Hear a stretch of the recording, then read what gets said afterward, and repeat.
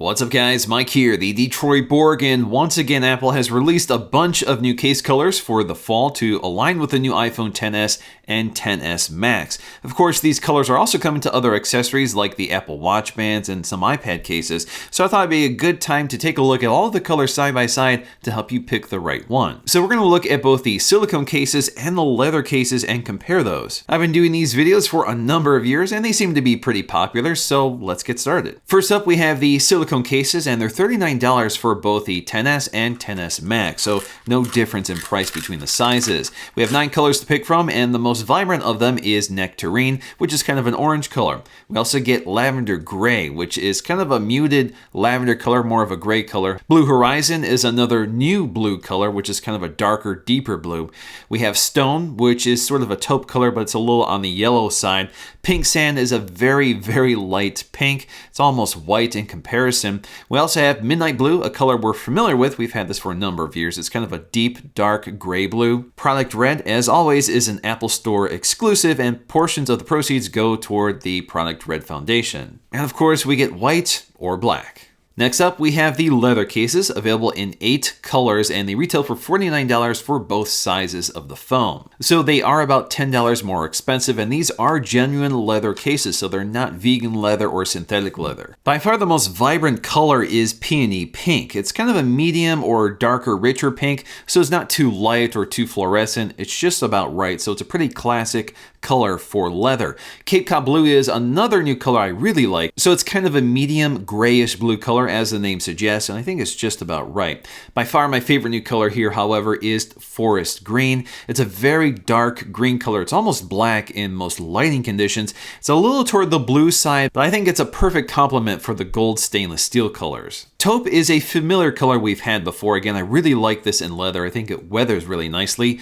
Midnight blue is not a new color. We've had this for a number of years, and again, we have a matching silicone case as well. Saddle brown is another color unique to the leather cases. It's a very classic leather color, and it tends to weather more naturally than the other colors. Once again, we get Product Red, which is an Apple Store exclusive, and of course, as always, we get black as well. So altogether, we have about 4 or 5 distinct blue colors to pick from. I think midnight blue is the closest between the silicone and the leather cases, but it's still a very distinct shade. The midnight blue leather has a darker indigo color compared to the more gray blue in silicone. And of course, Cape Cod blue is slightly lighter and more gray than the deeper blue horizon color. Lavender gray is more toward the blue side than lavender, so it's kind of close, but again, I wouldn't really consider that blue. Both silicone and leather get a pink color, but they're quite different. Obviously, the leather pink is much more vibrant than the very soft and nearly white pink. Product red is once again quite different between the silicone and the leather case. The leather case is a deeper red compared to the more orange red on silicone. Stone on silicone and taupe on leather are also variations of the same color.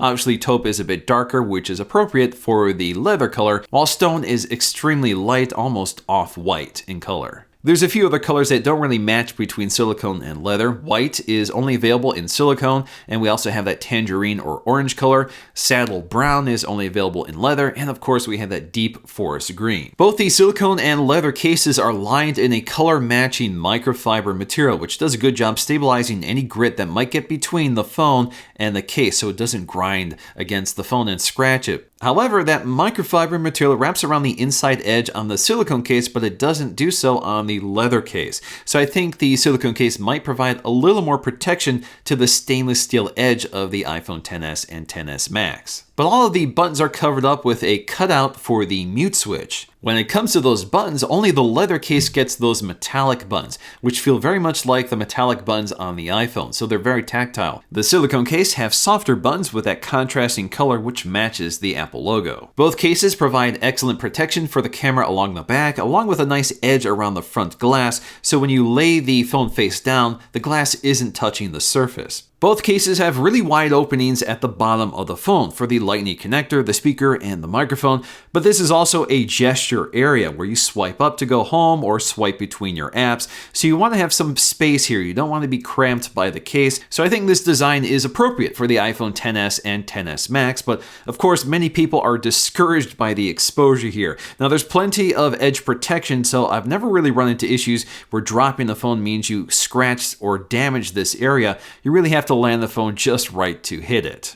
Generally speaking, I think the leather case feels nicer in the hand, but the material is more slippery. It also adds a bit more bulk than the silicone cases, which I think are a little tighter to the phone, but the silicone cases are quite a bit more grippy. The only issue is that the silicone cases, although they don't age as quickly as the leather cases, when they do age, add to the patina of the leather, while the silicone cases just sort of wear out. So the biggest issue with silicone is that grippy surface wears out along the edges, so it actually gets even stickier along the edges, while the leather cases just sort of patina or get dirty, especially along the edges, which is more noticeable on the lighter color, which is why I generally recommend light colors for silicone and dark colors for leather. One of the other cases available is the Folio case, which we saw with the iPhone 10, so that's been updated for the 10s and the 10s Max. Now, I've already done a review of this for the iPhone 10, and that review applies here as well. So again, we have a flap that covers the screen and wakes it up or puts it to sleep when you open and close it, very similar to an iPad. But what's kind of interesting is that the product red color on this case is a bit darker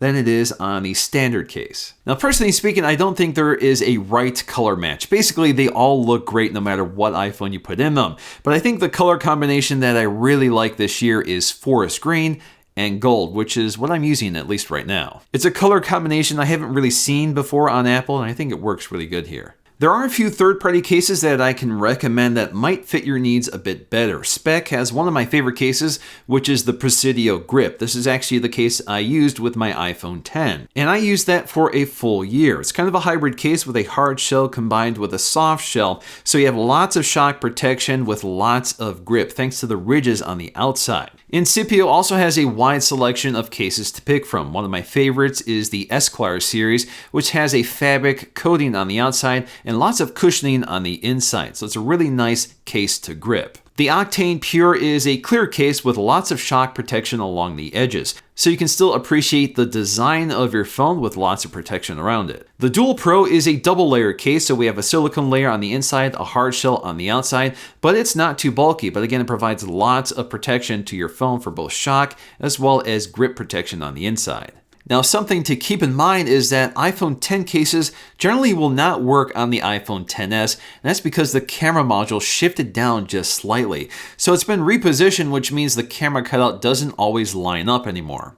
Alright guys, so that's going to do for me in this video, and what I want to know from you is what color or case do you personally prefer for your iPhone? Please let me know in the comment section below. Hope you guys enjoyed this video. If you did, please give it a like to let me know, and I'll see you again in my next one.